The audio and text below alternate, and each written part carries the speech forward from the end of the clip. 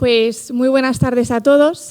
Muchísimas gracias, en primer lugar, a CEU Cefas por haber organizado, como siempre, una vez más, un encuentro entre jóvenes donde la clave, donde lo fundamental y lo que nos reúne a todos es el compromiso cívico con la sociedad, con nuestra generación y con los valores que queremos defender y que tanto nos han dado. Llegamos ya a la ponencia final, al último episodio del Congreso de este año de Jóvenes y Compromiso Cívico.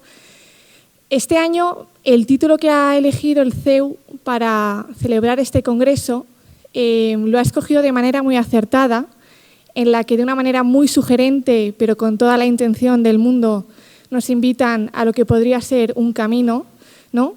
Una vuelta al pasado, un parón al pasado para profundizar en nuestras raíces y para coger fuerzas para ir hacia adelante, hacia lo que está por venir y contribuir a construir nuestro futuro. Pero más allá que un camino, que un paseo, que andar, se trata de un peregrinaje. Porque cuando hay un camino que tiene un sentido o que tiene una finalidad, se convierte en un peregrinaje y cobra todo el sentido del mundo, ¿no? Entonces, para ello, hoy nos acompaña, seguramente muchos la conocéis, Carlota Valenzuela. Ella es conocida desde más o menos 2022, si no me equivoco, ¿verdad? Dio un poco el salto a la fama, si pudiéramos decir, en redes sociales. Os cuento un poco su principio. Ella es, como yo, de hecho, politóloga y jurista, si no me equivoco. Hizo después el máster en el Comercio Internacional en el ICEX, que muchos conoceréis. Y tras mucha formación, tras haber luego trabajado, decidió tomarse un año sabático pues para hacer una peregrinación, primero en primer lugar con sus padres, en la que hizo un trocito del Camino de Santiago, y a partir de ahí pues esa experiencia le supo a poco y decidió hacer el camino a la inversa, ¿no? Ir desde Finisterre, desde lo que entonces en ese momento se conocía que era el fin del mundo, hacia el origen, hacia Jerusalén. Hizo todo ese peregrinaje ella sola y lo fue contando y compartiendo en redes sociales, de ahí que quizás muchos la conozcáis. Y antes de darle a ella la palabra, porque creo que es más interesante si la escucháis a ella sola y yo me aparto a un lado, le daré ahora la palabra, pero un poco reflexionarnos sobre el sentido de esta última ponencia. El título que ha dado el CEU al cierre es claramente un mensaje de esperanza, porque la primera parte del título es "Hay esperanza", y de una manera ya exclamativa, afirmativa. Quizá hace unos años, cuando celebrábamos el Congreso, lo planteábamos en forma de pregunta: ¿hay esperanza? Hacíamos un diagnóstico compartido de que estaba todo muy mal, del relativismo, de cómo estaba la sociedad, de lo que veíamos en nuestros amigos, en amistades y en gente pues, que no había tenido acceso a formación o a información, y nos preguntábamos si realmente había esperanza. Ahora vemos que sí que la hay, y la primera evidencia o el primer síntoma de ello es que estemos todos aquí y que el CEU año tras año reúna jóvenes y que sigamos juntándonos y formándonos en lo contrario al relativismo, ¿no? En solidificar y fundamentar nuestros valores y en querer hacerlo extensivo al resto de amigos y sociedad. En este sentido, entonces, siempre con un tono de fondo de alegría y esperanza, nos viene Carlota un poco a contar su camino, ¿no? Cómo ella primero decide en el antes el camino que va a hacer, ese peregrinaje que va a emprender, contará también un poco su experiencia, lo que fue descubriendo entonces, y la idea un poco también es que, justo como ahora mismo en esta ponencia, nos centremos en el final. Y cuando termina el peregrinaje, entonces, ¿qué pasa? Pues como este fin de semana. Cuando terminan todas las ponencias, cuando ya hemos escuchado todo, entonces, ¿qué es lo siguiente? Pues que todo empieza, ¿no? Porque al final la finalidad de estos 2 días no es venir aquí y escuchar y terminar una serie de ponencias y formación, sino al final pues llenarnos la cabeza, las ideas, fundamentar y solidificar nuestros valores para empezar todo el camino que es el que viene ahora, ¿no? Entonces, con esto, Carlota, te cedo a ti la palabra para que nos cuentes un poco cuáles son las propuestas, el ahora que pasa y cómo hacer frente a combatir ese relativismo en nuestra sociedad. Adelante. Muchísimas gracias, Marta. Yo soy un poco inquieta y como veo que habéis tenido una mañana súper profunda, a mí me encantaría ponerme de pie para contaros lo que os tengo que contar. Así que, Marta.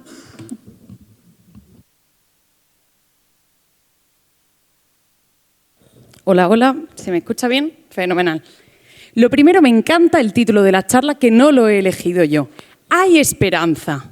Me encanta que no sea una pregunta. ¿Hay esperanza? No, es que ya sabemos que hay esperanza, si no, vosotros no estaríais aquí.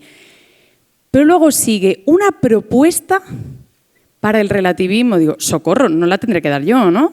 Me alegro de que no sea yo la que la tenga que dar y me alegro mucho también de que no nos la tiene que dar nadie.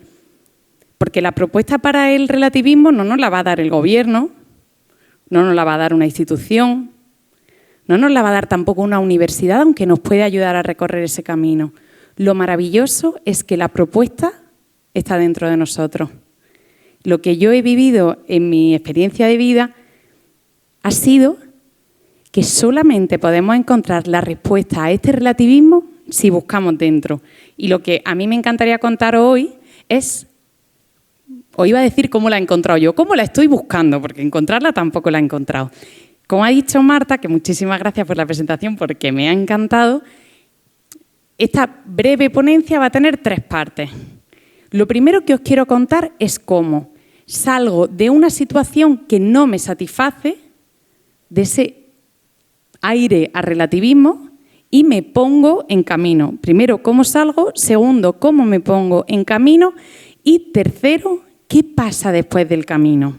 Estas son las 3 partes que me encantaría compartir con vosotros. Y antes de que empiece a contároslas, sí que hay un favorcillo que me gustaría pediros. Me encantaría que más allá de que yo ahora os cuente una historia pues que os pueda resultar divertida, inusual, aventurera, no lo sé lo que os parecerá, igual una pequeña locura, más allá de la narrativa curiosa de lo que os voy a contar, lo que me encantaría es que de todo esto veáis qué sacáis vosotros. No que veáis esto como una película entretenida en la que alguien os cuenta una historia curiosa, sino que miréis qué de todo esto os está hablando a vuestra vida, a vuestra realidad y a vuestro contexto en el día de hoy. En primer lugar, ¿qué pasa en mi vida para que yo decida peregrinar? Muchas veces oigo historias de gente que está fatal en su vida, ¿no? Y que está en una crisis brutal y que toma un cambio. Vale, ese no era mi caso. Yo estaba viviendo en Madrid, notaréis por el acento que de Madrid no soy granadina, y estaba, después de haber estudiado la carrera, el máster, trabajado fuera de España, volví a Madrid y estaba trabajando aquí en una empresa buenísima. Tenía un trabajo que me encantaba, estaba muy bien económicamente, mi pisito en el barrio Salamanca. Yo pensaba, de todas las cosas que me ofrece el mundo o que me han contado que me van a dar la felicidad, diría que las tengo casi todas. Igual me faltaba el novio guapísimo. Lo demás estaba todo bastante cubierto. Y yo pensaba, ¿no se supone que ya debería haber alcanzado la felicidad? ¿Qué me cuenta el mundo? Que tienes que desarrollarte profesionalmente con éxito. Yo lo tengo. ¿Qué te cuenta el mundo? Pues tienes que ganar pasta porque los lujos están ahí, tú tienes que disfrutarlos. Lo tengo. Entretenimiento, fiestones, los tengo. Y yo pensaba, si tengo prácticamente todo de lo que me está ofreciendo el mundo y no siento plenitud dentro de mi corazón, aquí pasa algo. Me encanta que esto en el cine se llama la distopía. Normalmente el héroe en las películas encuentra una brecha en el sistema y dice, hay algo que no está funcionando. Y eso dentro de mí empezó a moverse. Hay algo que no está funcionando. A mí me han prometido una felicidad que no me está llegando. En ese momento, lo que se me ocurre es pensar, si hablo de felicidad, ¿quién me puede ofrecer la felicidad más grande que hay? Dios. Y digo, pues le voy a preguntar a Dios, a ver a él qué se le ocurre. Lo que hice fue de forma muy sincera y muy honesta preguntarle a Dios, ¿y tú qué quieres de mí? Yo ya advierto que tengáis cuidado si le hacéis esta pregunta porque te cuenta cosas que son un poco... Yo repetí esta pregunta de forma muy seria y muy honesta durante un tiempo. Yo cada día le preguntaba a Dios, ¿y tú qué quieres de mí? ¿Qué pensaste cuando me creaste? Me ha encantado que en la ponencia anterior, tanto Ana como Julio y como Carla nos han dicho que estamos bien hechos. Es que las respuestas no están fuera, están dentro de nuestro corazón. Hemos sido creados desde el amor. Pues si la respuesta está en algún sitio, tiene que estar en mi relación con Dios. Y en esta pregunta, de algo que no os puedo explicar muy bien, pero yo sentí que Dios ponía en mi corazón, que de mi corazón brotaba, peregrina a pie a Jerusalén. Mi cara se parecía un poco a las caras que estoy poniendo vosotros ahora. ¿Cómo? Y yo pensé, pero si yo no soy una persona especialmente deportista ni aventurera, en la última fila está mi hermano, que es un montañero intrépido, fuerte, valiente. Esa no soy yo. O O sea, esto le hubiese pegado mucho más a él que a mí. Él, en cambio, se casó y ya tenía un niño maravilloso que era lo que yo quería. Bueno, cada uno. En el momento en el que siento esta llamada, yo noto que viene de Dios. Hago un proceso de discernimiento, por supuesto, porque digo, a ver si es un peliculón que me he montado yo en mi cabeza, pero bueno, con mi director espiritual lo voy tratando y veo que efectivamente esto es. ¿Qué hago? Cuando algo se nos ha revelado, cuando hemos abierto nuestro corazón a que se nos revele algo, hemos bajado el ruido del mundo y hemos puesto nuestro corazón en escucha, cuando algo se nos revela, el segundo paso es ponerse en marcha. Me encanta que en el Evangelio de Juan se repite constantemente, venid y veréis. Jesús no te dice, toma, te lo enseño todo, ¡fshum! Aquí lo tienes, sino que te dice, ven, primero da tú el paso y cuando des el paso yo te voy a ir mostrando. Y yo lo que hice fue cogerme una excedencia en mi trabajo, más que un año sabático, una excedencia porque yo decía, yo creo que voy a volver, me encantaba mi trabajo.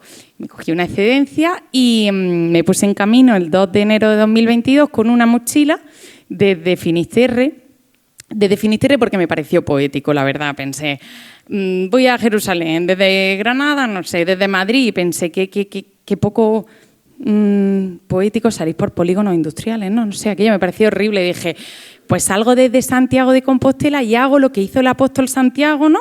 Él salió desde Jerusalén y se fue hasta Galicia.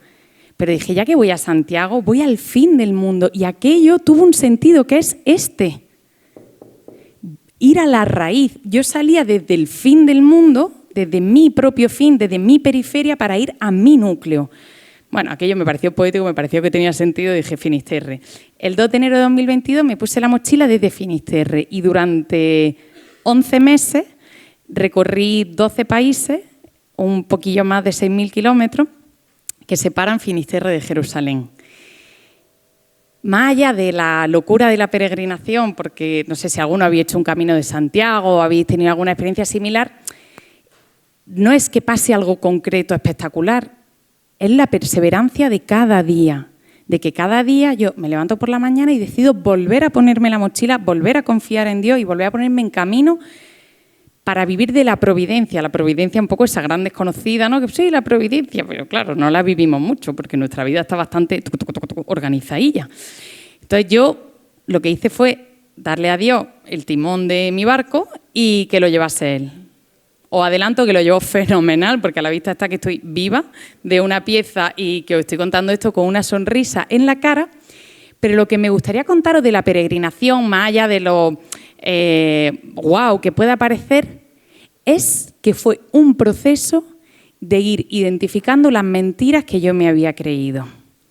Todas estas mentiras que no me habían satisfecho durante la vida de antes de la peregrinación, todas estas cosas que el mundo me había contado y que no terminaban de cuadrarme, con el silencio de la peregrinación, con los kilómetros, con esa oración caminada, de forma natural, no es que yo sea muy inteligente ni hiciese un gran esfuerzo, sino que de forma natural fueron cayendo.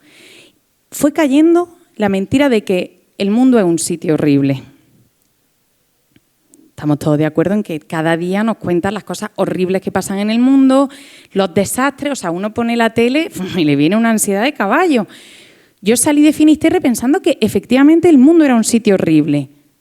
Yo durante 330 días fui cada día hospedada por familias, la mayoría de ellas que no me conocían de nada, que no me habían visto nunca, la mayoría de ellas que ni siquiera hablaban el mismo idioma que yo, que en muchos casos ni siquiera compartíamos la misma religión. Esa gente me abrió cada día las puertas de su casa. Había muchos días que yo no tenía que ir a pedir hospitalidad, que alguien me veía caminando con la mochila y venía y me decía, ¿qué puedo hacer por ti? Esto que yo os cuento no tiene nada que ver con lo que nos está contando el mundo. Cuidado, el mundo es horrible, van a por ti. Yo os puedo decir que lo que yo he vivido es opuesto a eso. La segunda mentira es, sola, mujer. Mi madre dice que cada vez que no le cogía el teléfono se imaginaba 7 muertes diferentes. La metió en el maletero de un coche. El hecho de ser mujer y caminar sola, lo que ha hecho es que la gente se ha preocupado por mí. La gente me ha hospedado en su casa porque no ha visto en mí un peligro, no ha pensado que yo le fuese a desvalijar la casa ni que fuese a raptar a su hijo, y me han abierto las puertas de su casa. Yo, siendo mujer, he recorrido más de 6.000 kilómetros y no me ha pasado nada. Segunda mentira descompuesta, ¿no? Y además las mujeres tenemos que reivindicar... No. Es que lo que se genera de forma natural en el corazón de alguien que me ve sola caminando es cuidarme, protegerme y darme auxilio. Otra mentira que se cae. Se me cayeron otras mentiras como la productividad, ¿no? Que para ser feliz uno tiene que hacer mogollón de cosas súper rápido y súper bien. Y yo me di cuenta de que la plenitud iba más en dejar de hacer y dejar hacerse. Esto me sigue costando un poco todavía, pero intento recorrer este camino. Se me cayó la productividad, se me cayó el hecho de que para hacer un viaje así tendrás que ahorrar muchísimo dinero, ¿no? Y tener muchísimo dinero. La lógica del dinero también se cayó por su propio peso. Esto me da un poco de vergüenza decirlo, pero ha habido países de los que he salido con más dinero de con el que he entrado. En los Balcanes había las madres me daban dinero. Toma, guárdate esto. Reza por mí. Yo decía, pues yo rezo gratis. No, pero toma, reza por mí, guárdate este dinero. O sea, cuando tú estás de alguna forma respondiendo a tu llamada, lo que eso genera en la gente lo ve en tu cara, la gente empatiza contigo, te ayuda. Yo decía, es que esta peregrinación de 11 meses se puede hacer perfectamente con 0 euros. O sea, la lógica del dinero también se cae. Digamos que todo eso que la sociedad me había construido y que me había contado que eso era el éxito, se cayó solo. No es que yo hiciese nada, es que el hecho de abrirme a esa experiencia hizo que todas estas mentiras fuesen cayendo. Así conseguí llegar a Jerusalén a finales de noviembre y completar la peregrinación. Y ahí pensé, ¡pum!, esto ya está terminado, ¿no? Qué bien, ya he hecho lo que tenía que hacer, ya, no sé... Como dice el Evangelio, ¿no? Ahora me tumbo y disfruto de esto, ya tengo toda la cosecha recogida, ya disfruto de esto. Cuando volví de la peregrinación se me planteó la duda, ¿y ahora qué? ¡Ah! Esta duda era mucho más difícil que dónde voy a dormir hoy durante la peregrinación. ¿Ahora qué hago con todo esto? Y la respuesta que yo he ido encontrando es que pongan mis dones al servicio. Bueno, esto está siendo todo un camino porque tampoco me entero muy bien, pero me parece que hay una clave, que esto de pon tus dones al servicio, no los dones de otros. Yo durante el inicio de mi época profesional estuve un tiempo trabajando en banca. No sé si era más infeliz yo o mi jefa en banca, porque creo que yo debía ser un desastre, no me enteraba de nada, yo no disfrutaba nada, o sea, yo estaba poniendo los dones de otros. No eran mis dones, yo estaba en un sitio en el que lo que yo soy no se podía poner encima de la mesa. Entonces, para poner nuestros dones al servicio, primero tenemos que saber cuáles son nuestros dones y desmontar todas esas mentiras. Toda esa mentira que te han contado de que para ser feliz tienes que ir por esta vía, pues que igual esa vía no es la tuya. Y yo sé que ahora todos me miráis como muy convencidos, pero os propongo que hagáis el ejercicio de ver qué mentiras estáis escuchando vosotros también ahora. Y una de las mentiras era que tenía que trabajar en una gran empresa, porque, en fin, en LinkedIn no podía poner Recauchutados López, tenía que poner, en fin, un buen banco, una buena empresa. Eran mentiras que yo también me había contado a mí misma. También me había contado que si no salía todos los fines de semana estando en edad de merecer, pues qué hombre iba a encontrar yo. Todas esas mentiras se van cayendo y lo que os propongo hoy a vosotros es que reviséis cuáles son las que os han contado a vosotros. Yo lo que os cuento es que en este post-peregrinación que estoy viviendo, en el que tampoco entiendo muy bien qué está pasando, no tengo todas las respuestas, me alegro mucho que yo no tenga que dar la respuesta al relativismo. Lo que sí os digo es que el hecho de que la respuesta esté en vosotros no es porque uno se baste y se sobre, no es porque tú eres el centro del mundo, es porque el misterio habita en ti. Porque el que te ha creado perfecto.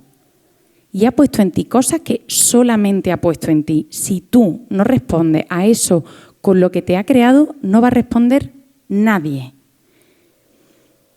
Y voy más allá. Si tú lo que quieres es vivir una vida plena,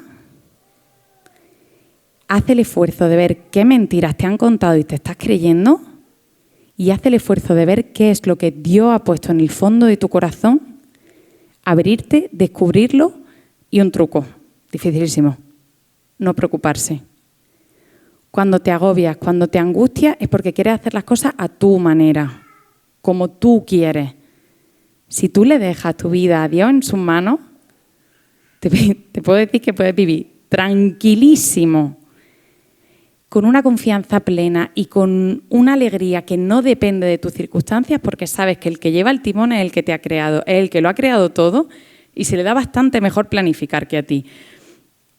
Lo que yo estoy viviendo ahora es que me sobreabundan los proyectos.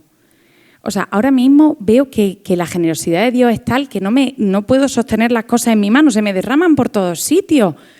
¿Estabilidad financiera? Pues entre 0 y nada. Pero ¿estabilidad emocional y de confianza en Dios? Pues entre 10 y 11.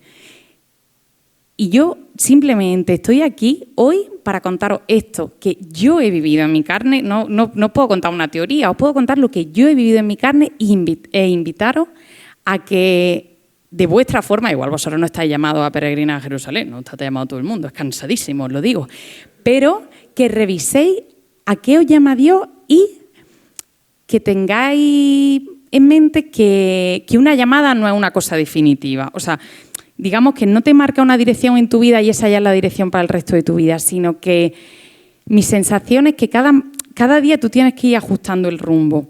No sé si alguno habéis navegado, pero cuando uno navega pone un rumbo, pero luego tiene que estar muy atento al timón, ¿no? Porque te viene el viento por un lado, la marea te lleva para el otro, entonces tú tienes que estar constantemente moviendo el timón para rectificar tu dirección.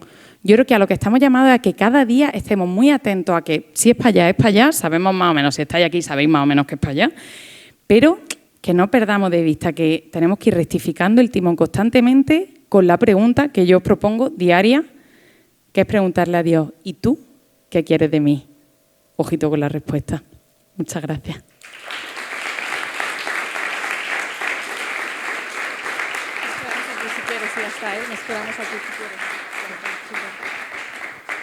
Pues muchísimas gracias, Carlota. Podríamos decir como más que por la charla, es que testimonio tampoco me parece, o sea, es como una inspiración de Lanzaros, porque creo que no nos ha contado solo su vida, sino que nos ha invitado un poco a recorrer cada uno el camino que tenga que hacer, pero que lo busque, lo encuentre y que vaya hacia él, ¿no? Entonces me hace mucha gracia porque, por humildad voy a decir, ha respondido perfectamente a cómo combatir el relativismo. Creo que hay una frase que nos puede iluminar mucho a todos, que es que para transformar la sociedad primero debemos transformarnos nosotros mismos. En clave de gobernanza, cada uno que entienda la gobernanza o el servicio público o el compromiso cívico como quiera hacerlo, tú no puedes gobernar a los demás si no te gobiernas primero a ti mismo. Entonces creo que esa es la clave, ¿no? Y como decíamos al principio, hay distintos tipos de camino, distintos peregrinajes. Hay algunos que debemos hacer solos nosotros, a los que tengamos fe pues debemos hacerlo nosotros, acompañados siempre de Dios. Otros los haremos siempre con el Cefas y tendremos a muchos amigos para hacerlos juntos. Y hay otros pues que quizás sí que debemos hacer de vez en cuando caminando, ¿no? Y viviendo la experiencia de también pues hacer esas analogías con nuestra vida. Bueno, no sé si sea alguno querer, creo que todos querríamos saber mucho más y podríamos quedarnos sentados escuchándote más tiempo, pero si alguno tiene alguna pregunta que quiera hacer, yo de vosotros aprovecharía.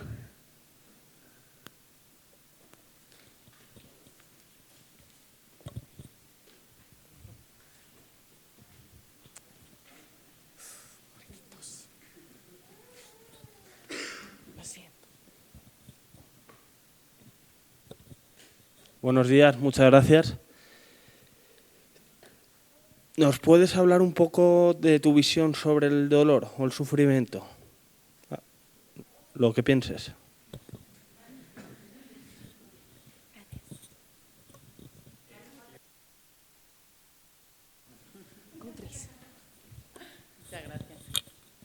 Me esperaba alguna pregunta mucho más sencilla, pero bueno, vamos a meternos en este jardín.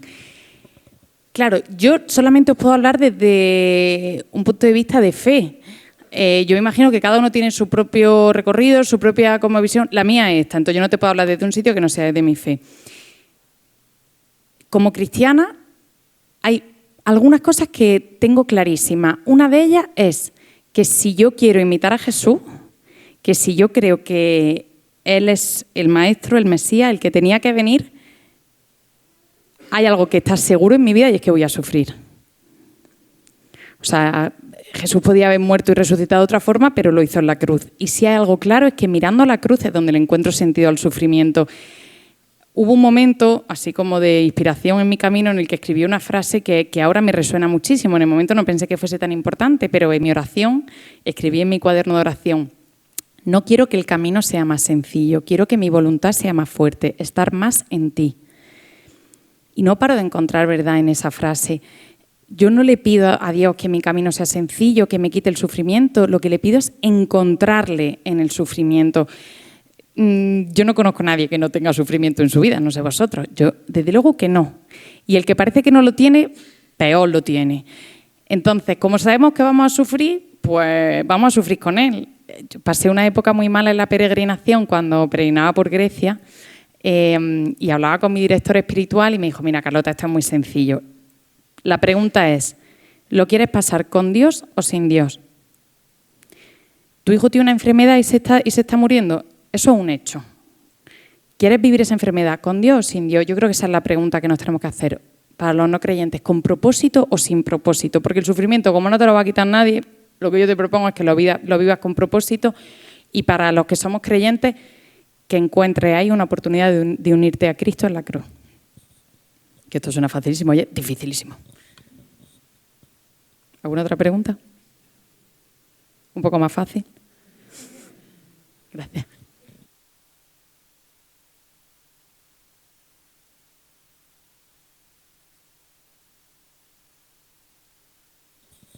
Muchas gracias. Primero, muchas gracias por la charla. La verdad es que me gustó muchísimo. Una experiencia de vida muy memorable.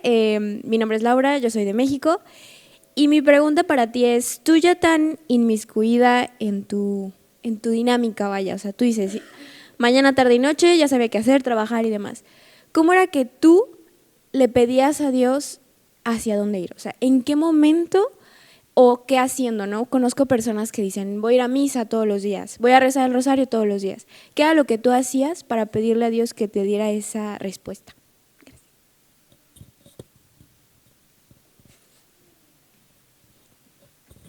No hemos bajado de dificultad en las preguntas, pero vamos allá. Para mí la clave es una palabra: silencio. En una sociedad, en un mundo, en una dinámica con tantísimo ruido, en la que desde que nos suena el despertador por la mañana vamos acelerados, en la que nos montamos en el coche y ponemos la radio, vamos en el metro y estamos escuchando un podcast, música, ¿no? En el que cada día tienes 300.000 millones de cosas que hacer y la lista nunca se hace más pequeña, siempre se hace más grande. Siempre hay un email sin contestar, una lista de la compra que no te da tiempo a hacer. A mí me parece que lo más heroico que podemos hacer en nuestra vida es hacer silencio. Yo lo que hice fue ponerme una rutina. Ahora me río porque veo allá a mi hermano al fondo, el pobre lo sufrió, porque yo todas las mañanas hacía media hora de silencio y el pobre se despertaba como diciendo, no puede ser. Y yo todas las mañanas hacía media hora de silencio. Si yo pretendo escuchar, me tengo que poner en escucha. Para mí la clave fue el silencio, y cuando he ido viendo historias de otras personas que, cada uno en su particularidad, han vivido también experiencias así, veo como denominador común en todas el silencio. Pero el silencio no se puede quedar ahí solamente como eso, luego te tienes que nutrir, tienes que tener una guía. Para mí la guía es la palabra. O sea, en la Sagrada Escritura es donde podemos leer el camino. Entonces, una vez que he hecho silencio y que me he puesto en escucha, me nutro de la palabra, acudo a los sacramentos. Yo nada más que estoy hablando desde el punto de vista de fe, porque yo no sé hablar desde otro punto de vista. Y eso me va marcando a mí el camino. Pero si no parto desde el silencio y parto desde el empache de ruido y de emociones, de estímulos, de la dopamina que nos dan las redes sociales, el WhatsApp, o sea, la inmediatez de todo lo que tenemos, mi sensación es que nos tiene un poquillo aturdidos. O sea, nos cuesta mucho leer. Igual me cuesta nada más que a mí, pero mi sensación es que nos cuesta a todos muchísimo leer porque estamos acostumbrados a ver pantallas, vídeos, muchísimos colores, muchísimos estímulos, y luego nos ponemos a leer y a entrar en la profundidad y nos cuesta salirnos de la superficie. Me parece que hacer silencio en nuestra vida de forma continuada y perseverante es el mayor acto de heroicidad, heroísmo, no sé cómo se dice. Eso. Pregunta por aquí. Muchas gracias, Carlota. En mi habitación en México tengo un librero y sobre mi librero tengo una locomotora Tú sabes qué significa esa locomotora, seguramente. Conocemos y tenemos un amigo en común. Y de esa locomotora, como tú también lo eres, una locomotora, un motor loco, ¿me puedes hablar, por favor, de Hagan Lío, que es un proyecto en el que hoy participas? Este amigo común que tenemos se llama Juan Manuel Cotelo y las personas que le ayudan en los diferentes países se llaman locomotoras, quiere decir que son personas que están locas y que tienen motor propio. Me alegra saber que hay aquí una locomotora también. Y un proyecto que apareció en mi vida después de la peregrinación fue una serie documental que se llama Hagan Lío, que bueno, fue una llamada de Juan Manuel Cotelo a las 8 de la mañana de forma caótica explicándome: Carlota, un proyecto, una serie, la belleza de la iglesia. Y yo, no entiendo nada así. Y me dijo, pues ¿cómo que sí? Si no te he contado lo que vas a hacer. Y yo, bueno, sí, me fío de ti, ¿qué es? Y entonces él había tenido una idea maravillosa, que es hacer una serie documental sobre la belleza de la iglesia. Ante este bombardeo de noticias negativas sobre la iglesia,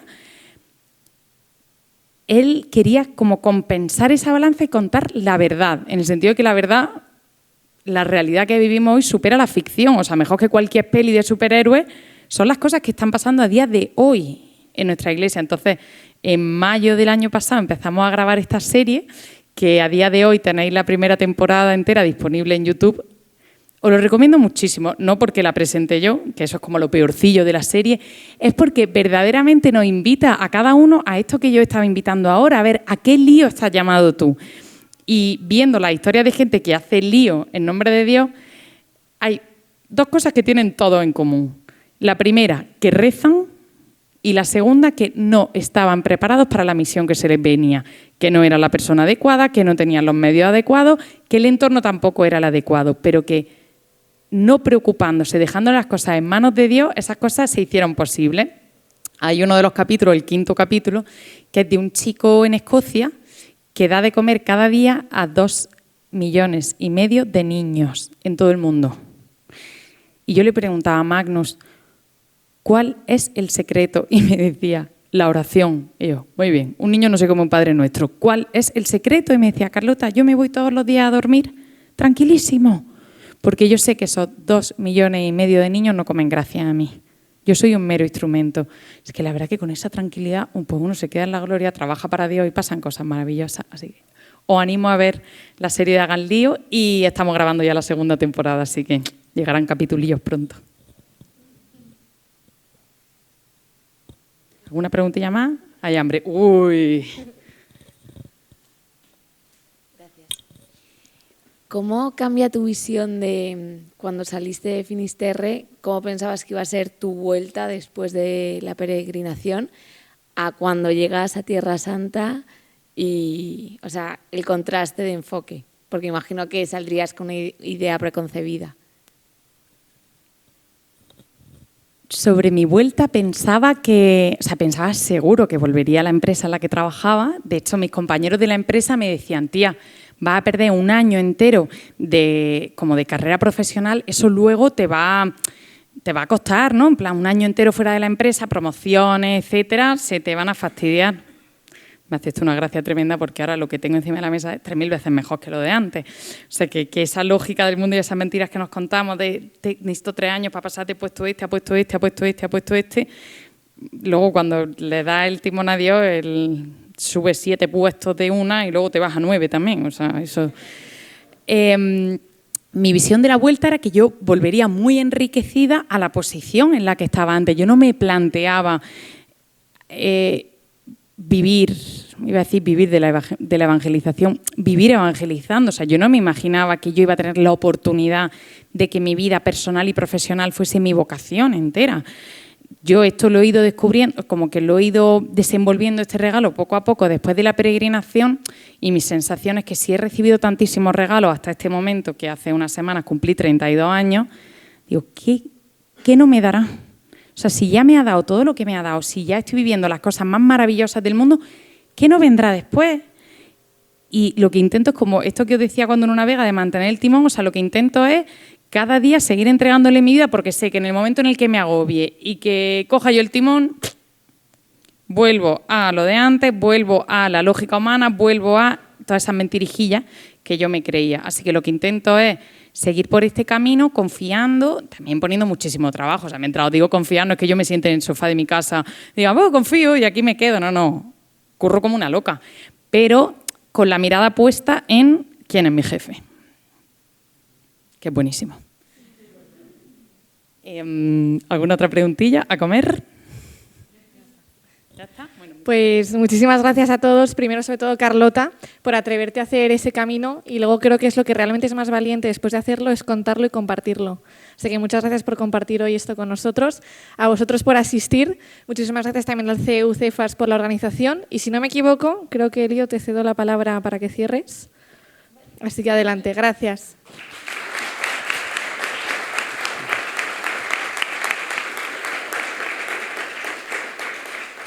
Los que estuvisteis el primer día en la inauguración, recordáis que lo único que me dediqué era a poner en valor la palabra y cómo, en efecto, no solo de pan vivía el hombre, ni de una sociedad altamente tecnológica, ni muy avanzada, ni nada, sino que era una palabra la que nos sostenía, la que nos hacía crecer y la que nos daba vida. Y dicho esto, yo creo que hemos acabado con la mejor palabra que nos ha transmitido Carlota y poco más hay que decir. Gracias a todos por vuestra presencia, gracias Carlota por tu palabra y sobre todo por la palabra que nos has traído. Y gracias a todos y un fuerte abrazo y hasta el año que viene, yendo a Puy de Fou, claro.